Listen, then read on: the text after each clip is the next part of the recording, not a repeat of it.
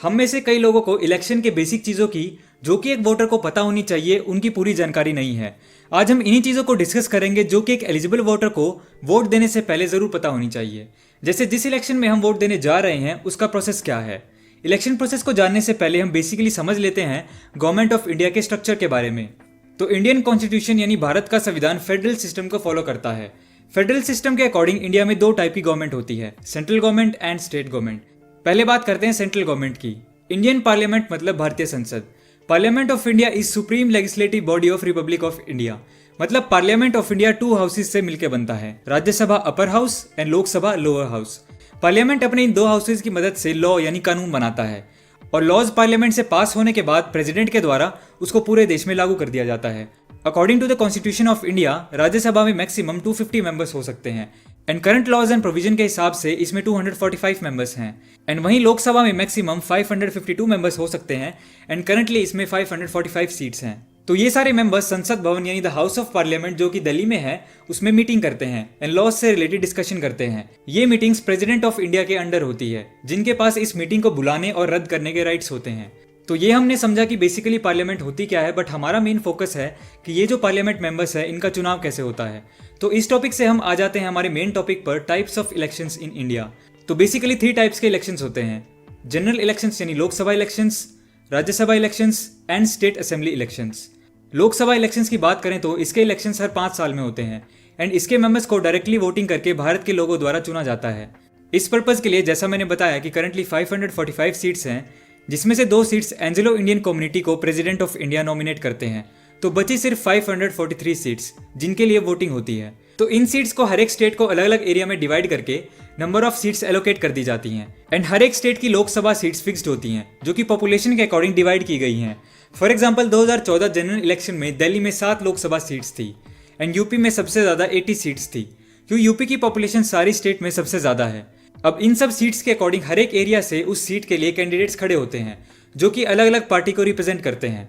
Voting होने के बाद जो भी पार्टी 50% से ज्यादा सीट्स जीत जाती है उस पार्टी की सरकार बन जाती है। मतलब 543 सीट्स में से एक पार्टी को मेजॉरिटी यानी बहुमत से जीतने के लिए 50% से ज्यादा सीट्स चाहिए होती हैं, जो कि होती है 272। फॉर एग्जाम्पल 2014 में बीजेपी ने लोकसभा में 282 सीट्स जीती थी एंड एनडीए से मिलकर टोटल 363 सीट्स, जिससे उनकी पार्टी जीत गई थी। उसके बाद जो विनिंग पार्टी का लीडर होता है वो प्राइम मिनिस्टर अपॉइंट कर दिया जाता है। ये लोकसभा मेंबर्स जो मेजॉरिटी में हैं वो वोटिंग करके प्राइम मिनिस्टर सिलेक्ट करते हैं। आने वाले लोकसभा इलेक्शंस अप्रैल एंड मई 2019 में होंगे। अब बात करते हैं अपर हाउस की यानी राज्यसभा की। राज्यसभा का इलेक्शन सिस्टम लोकसभा से बिल्कुल डिफरेंट होता है, क्योंकि जैसे लोकसभा के मेंबर्स को डायरेक्टली वोटिंग करके इलेक्ट किया जाता है, राज्यसभा के मेंबर्स को इनडायरेक्टली पब्लिक इलेक्ट करती है, जिसमें एमएलएज वोट करके राज्यसभा के मेंबर्स को चूज करते हैं। राज्यसभा में 250 मेंबर्स होते हैं, जिसमें से 238 मेंबर्स को अलग अलग स्टेट्स एंड यूनियन टेरिटरीज के एमएलएज इलेक्ट करते हैं और बाकी 12 मेंबर्स को प्रेसिडेंट ऑफ इंडिया अपॉइंट करते हैं। कंडीशन ये है कि इन 12 लोगों को आर्ट्स, साइंस, लिटरेचर या सोशल सर्विस में स्पेशल नॉलेज एंड एक्सपीरियंस होना चाहिए। For example Sachin Tendulkar and actress Rekha को 2012 में इसके अंडर नॉमिनेट किया गया था।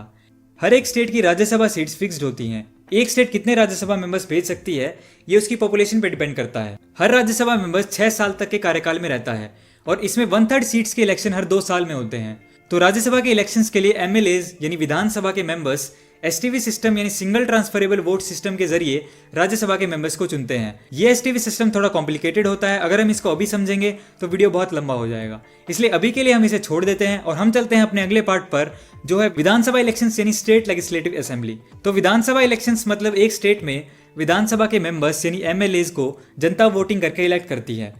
लोकसभा की तरह हर एक स्टेट की विधानसभा सीट्स भी फिक्स्ड होती हैं। अलग अलग पार्टीज के कैंडिडेट्स एक पर्टिकुलर स्टेट के अलग अलग एरियाज में इन एमएलएज की सीट्स के लिए चुनाव लड़ते हैं। इसके इलेक्शंस भी लोकसभा की तरह हर 5 साल में होते हैं, बस डिफरेंस ये है कि इसमें अलग अलग स्टेट्स के इलेक्शंस अलग अलग टाइम पर होते हैं। फॉर एग्जाम्पल अभी रिसेंटली सिर्फ छत्तीसगढ़, मध्य प्रदेश, मिजोरम, राजस्थान एंड तेलंगाना के विधानसभा इलेक्शंस हुए थे। ऐसे ही अलग अलग टाइम पर हर एक स्टेट के 5 साल के टाइम पीरियड के अंदर विधानसभा इलेक्शंस होते रहते हैं। तो सिंपली इलेक्शन के बाद जो भी पार्टी 50% से ज़्यादा सीट जीत जाती है उनकी पार्टी मेजोरिटी यानी बहुमत से जीत जाती है और उस स्टेट में उनकी सरकार बन जाती है और मेजोरिटी में इलेक्टेड एमएलएज अपने लीडर को as a chief minister of the state choose करते हैं। यहाँ पे एक क्वेश्चन है कि अगर कोई भी पार्टी 50% से ज़्यादा वोट नहीं जीते तो क्या होगा।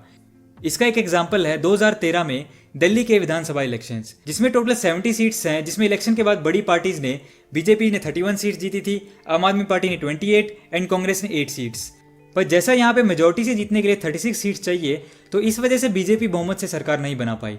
तो यहाँ पे क्या होता है, पहली प्रेफरेंस होती है कि जिस पार्टी के पास सबसे ज़्यादा सीट्स हैं वो किसी दूसरी पार्टी के साथ अलायंस यानी गठबंधन करके सरकार बना सकते हैं। बीजेपी को फर्स्ट प्रेफरेंस दी गई थी पर वो किसी के साथ गठबंधन नहीं कर पाए। फिर आम आदमी पार्टी को सेकंड प्रेफरेंस मिली तो उन्होंने कांग्रेस के साथ अलायंस करके अपनी सरकार बना ली। तो अगर ऐसी सिचुएशन हो कि 50% से ज़्यादा कोई पार्टी सीट्स ना जीते तो वो दूसरी पार्टी के साथ गठबंधन करके भी सरकार बना सकती है, जिसमें टर्म्स एंड कंडीशन डिफाइन हो जाती हैं। तो अब आते हैं इस बात पर कि वोट किसको दें। 2019 में लोकसभा के इलेक्शंस आ रहे हैं और इस इलेक्शन में 13 करोड़ न्यू वोटर्स रजिस्टर हुए हैं। 2014 इलेक्शंस में इवन आफ्टर सबसे ज़्यादा वोट परसेंटेज होने के बावजूद हर 3 में से 2 रजिस्टर वोटर्स ने ही वोट किया था। हम सभी लोग अपने देश के लिए कुछ करना चाहते हैं। देश प्रेम ऐसी चीज़ है, अगर मैं कहूँ हर नागरिक में है तो वो गलत नहीं होगा।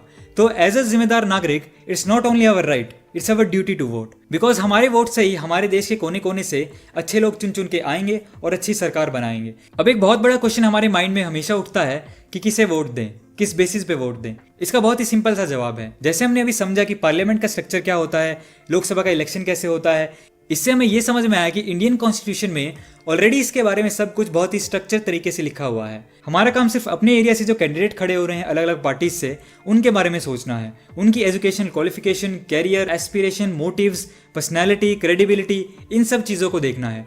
बिकॉज अगर हमें अपने एरिया में काम करवाना है तो अल्टीमेटली हमारे एरिया का एमपी ही उस चीज़ को एड्रेस करेगा और इम्प्लीमेंट करेगा। इसी तरीके से हम अपने अपने एरिया से बेस्ट पर्सन को चुनेंगे तो ऑटोमेटिकली लोकसभा में मोस्टली बेटर लोग पहुंचेंगे। और